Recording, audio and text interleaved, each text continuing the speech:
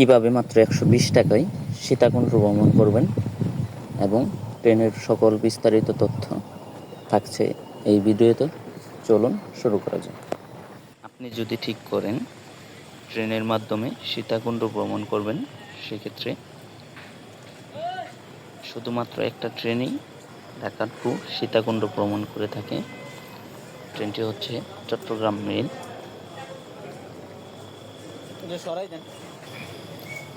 এই ট্রেনটি Dhaka Kamalapur railway station থেকে রাত 10টা 30 মিনিটে যাত্রা শুরু করে এবং যথাক্রমে ঢাকা বিমানবন্দর রেলওয়ে স্টেশনে 11টা। ট্রেনটির টিকিট কাটার জন্য চলে যাই 1 নম্বর লাইনে।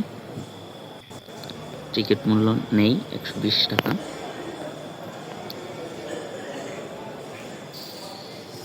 আপনি চাইলে বিভিন্ন কেবিন আছে, কেবিন নিয়েও যেতে পারবেন। 1200 থেকে 1600 টাকার মধ্যে এসি নন এসি দুই ধরনেরই কেবিন পাওয়া যাবে এবং কি সিঙ্গেল কেবিন থেকে শুরু করে 4 জন 5 জন গ্রুপের জন্য কেবিনের ব্যবস্থা আছে।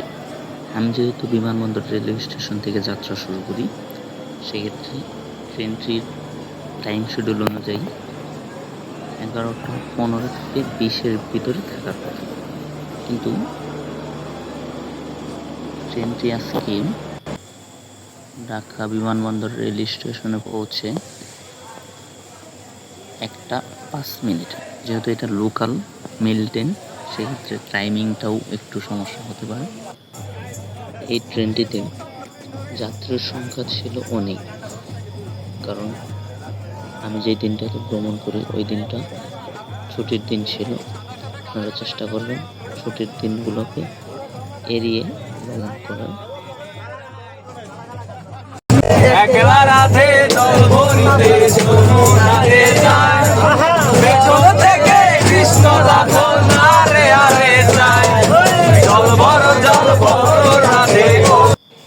আমাদের বগির সবাই যখন একসঙ্গে গান গাচ্ছিল,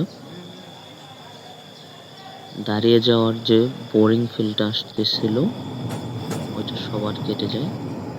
আমাদের ট্রেনটি বাইরে জানালা দিয়ে 5টা 3 মিনিটে সুন্দর প্রকৃতি আখাউড়া রেলওয়ে স্টেশনে প্রবেশ করে সূর্যোদয়ের সুন্দর মুহূর্তগুলো উপভোগ করতে করতে আমরা চলে আসি। সবশেষে আমরা 8টা 35 মিনিটে সীতাকুণ্ড রেলওয়ে স্টেশনে প্রবেশ করি এবং আমরা চলে যাই আমাদের পরবর্তী গন্তব্যস্থানে। আজকের মতো এই পর্যন্তই। ভিডিওটি যদি উপকার কিংবা ভালো লেগে থাকে সাবস্ক্রাইব